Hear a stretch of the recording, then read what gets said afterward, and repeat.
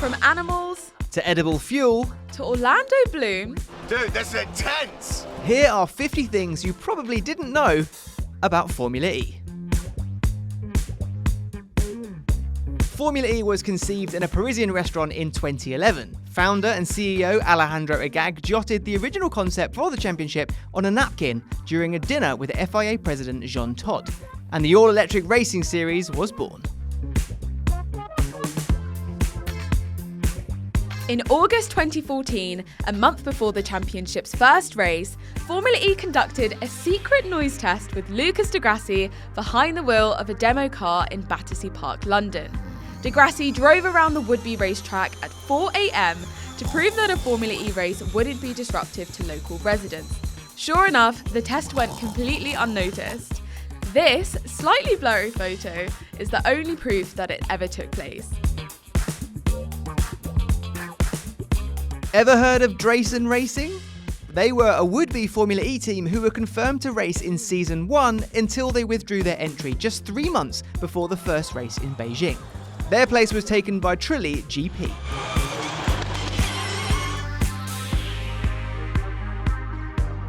Ten teams competed in Formula E's inaugural season, including a grand total of 35 drivers. Andretti Autosport fielded a total of 8 drivers, switching them in and out over the course of the season. Guess they just couldn't make their minds up.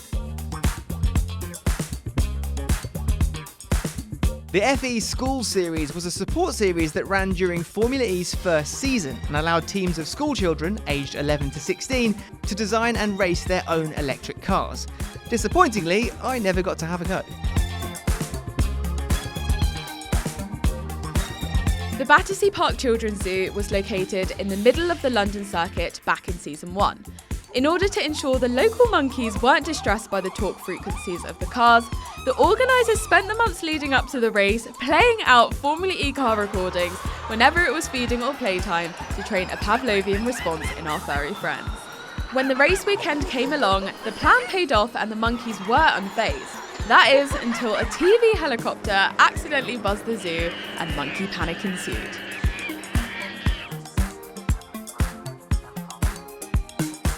Formula E cars don't have a clutch because electric motors don't idle. Rather, they simply stop revolving. There's no need for a clutch or for the driver to mechanically shift gears. At the start of the race, they simply press the throttle with a little help from software for start mapping, and away they go. The record for the biggest winning margin in Formula E history belongs to Lucas Di Grassi, who won the Putrajaya E-Prix in Season 2 by a whopping 13.884 seconds. Not bad, Lucas.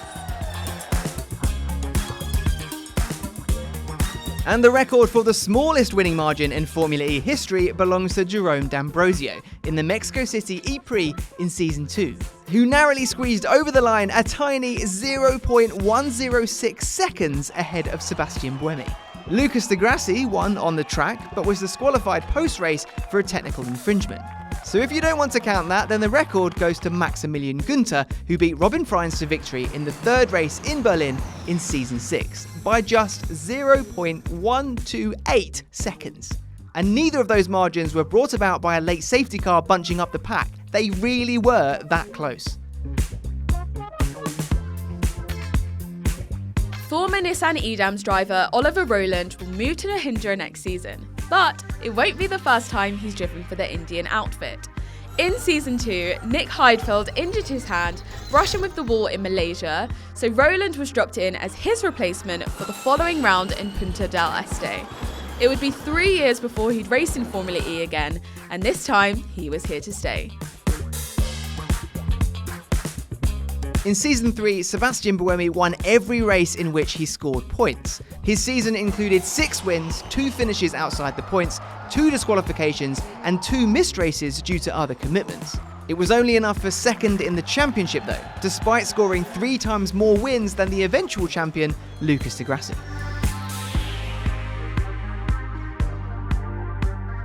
Berlin has been a regular destination for Formula E since the beginning and has hosted 12 races in 7 seasons across 5 different layouts, including 4 different configurations of the Tempelhof Airport circuit and a one-off street circuit in Season 2. We just can't get enough of the place. Someone else who can't get enough of Berlin is René Rast. You probably know that he had a very successful run at Audi Sport Abschafler last season, but did you know he also made a one-race appearance in Formula E back in Season 2, where he stood in for Antonio Felix da Costa at Team Liguri. When he returned to the sport in Season 6, it was to replace Daniel Abt in the 6th-race finale, also in Berlin, meaning Rast contested 7 consecutive races in the German capital before racing at any other Formula E venue. It's a good fact, that.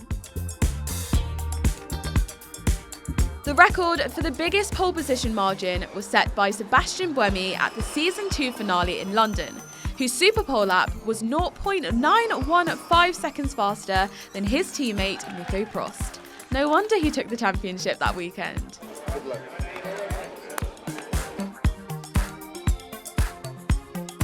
And the record for the smallest pole position margin goes to Lucas di Grassi, who took the top spot in Berlin in Season 3, 1,000th of a second ahead of Jose Maria Lopez. 1,000! That's the smallest measurable unit of time we have in motorsport.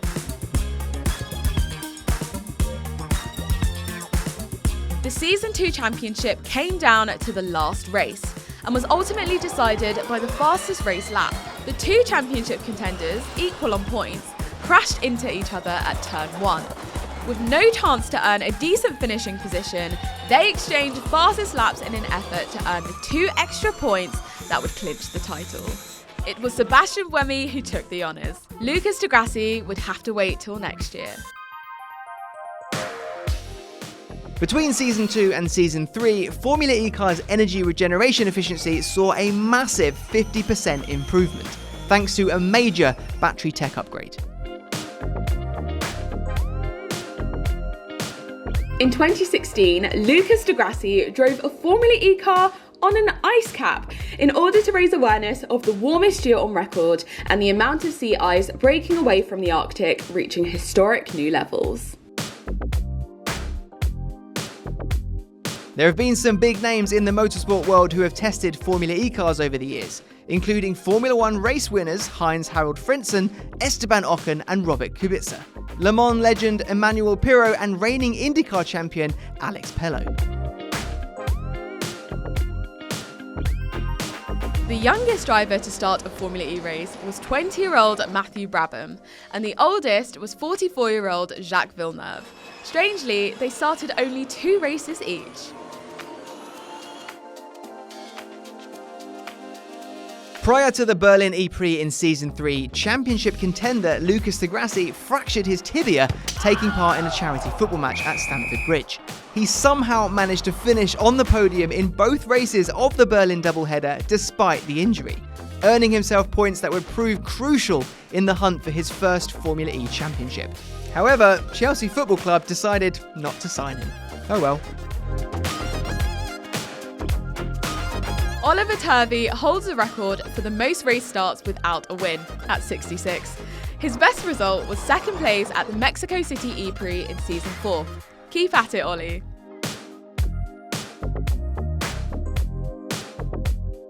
Formula E's first 1-2 team victory came in Season 4 in Santiago, Chile. Jean-Eric Vergne led his teammate André Lotterer to the win, but not without drama, as the pair narrowly escaped disaster.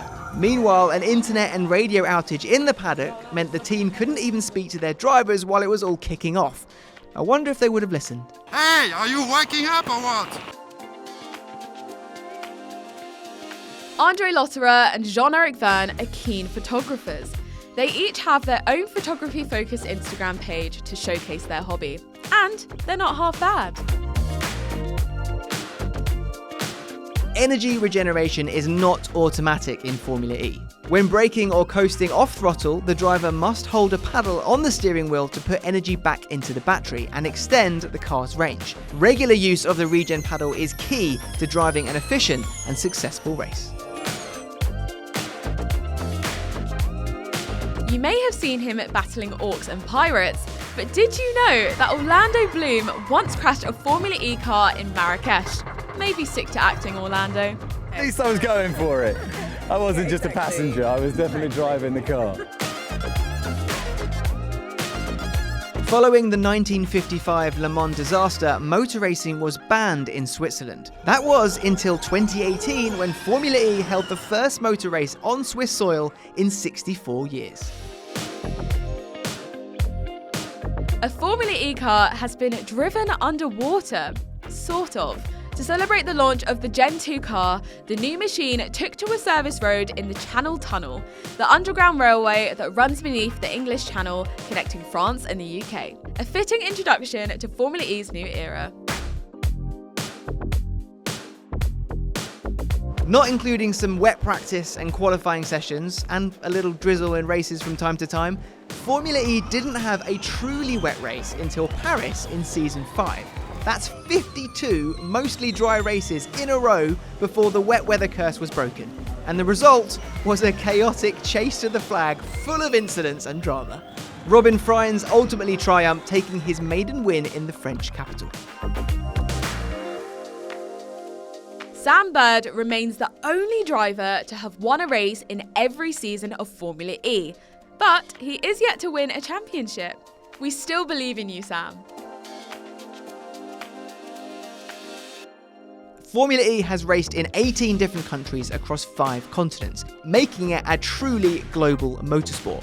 Question is, where should we go next? The first 8 races of Season 5 featured 8 different winners in a row. Antonio Felix da Costa, Jerome D'Ambrosio, Sam Bird, Lucas Di Grassi, Eduardo Mortara, Jean-Eric Vergne, Mitch Evans and Robin Frijns. Unpredictable doesn't quite cover it. Formula E's temporary street circuits are typically built from the ground up in just 2 weeks and return to their original state after the racing is finished. The championship has teams based in each city, keeping an eye on local infrastructure, road surface changes and other factors that may have to be taken into account the next time Formula E returns to the venue. The driver's eye camera angle gives viewers an incredible view of what it's like sitting in the cockpit of a Formula E car during a race, and allows you to experience every decision, mistake and turn of the wheel from the driver's own perspective. The tiny little camera is only 8mm in diameter and weighs just 2.5 grams and is mounted inside the helmet, behind the visor and right alongside the driver's own eyeline. Enjoy the view. Season 6 heralded the arrival of Tag Heuer Porsche and Mercedes EQ Formula E teams, upping the grid to 24 cars and marking the first time that the legendary German manufacturers, Audi, BMW, Mercedes and Porsche, would face each other in single-seater racing. Senna? Rush? Ford versus Ferrari? No. Stoffel Van Dorn's favourite racing movie is Talladega Nights. While teams are allowed to design their own powertrain and the rear end of the car, the battery is a spec part provided by McLaren Applied Technologies. Only the McLaren staff who attend every event are able to access the batteries, meaning they are completely off limits for the teams. The Formula E car was due a facelift in Season 7. The so-called Gen 2 Evo would have done away with the front wheel covers and reworked some of the bodywork, but due to the COVID-19 pandemic, the update was delayed and eventually cancelled, with the game-changing Gen 3 concept arriving in Season 9. We can't wait. 6 drivers have won a race in their home country, and half of them are British. Sam Bird, Jake Dennis and Alex Lynn have all won in London. Daniel Abt and Maximilian Günther have taken victory in Berlin, and Jean-Eric Vergne is the only Frenchman to have won his home race in Paris. Robin Frijns was the only driver to complete every lap of every race in Season 7. And he also gained a net 77 positions over the course of the season, the most of any driver. Dragon Penske Autosport suffered only 1 retirement in Season 7, fewer than any other team despite fielding a total rookie, Joel Eriksson, for the second half of the season. Not bad for a first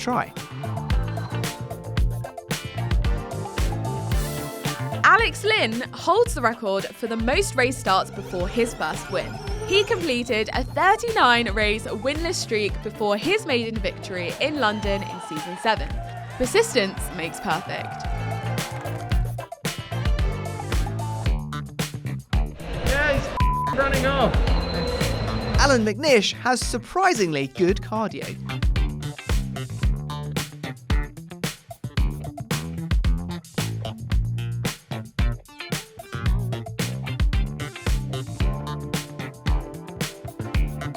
Formula E cars are charged from generators that are converted to run on glycerin, which is a byproduct of biodiesel production. The process produces zero carbon emissions, and the glycerin that the generators run on, you can eat it if you want. I'm not sure why you'd want to, but it's up to you. Live your best life. The Michelin Pilot sports tyres used in Formula E have become more efficient over the last 7 seasons of racing. They're now 20% lighter than the Season 1 spec versions, with no loss of grip or durability. That translates to 9 kilograms saved per car since the start of the championship in 2014. You could say that they tread lightly.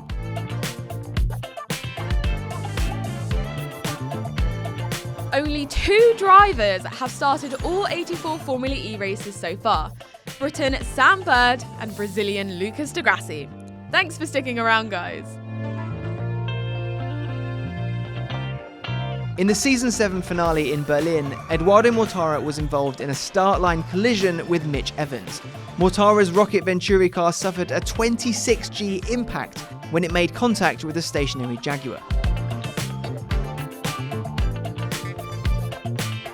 As of Season 7, Formula E is now an FIA World Championship, putting it in the top tier of international single-seater racing. This makes Nick de Vries and Mercedes EQ the very first Formula E World Champions. Formula E is the first sport in the world with a certified net zero carbon footprint since inception. We really are serious about sustainability.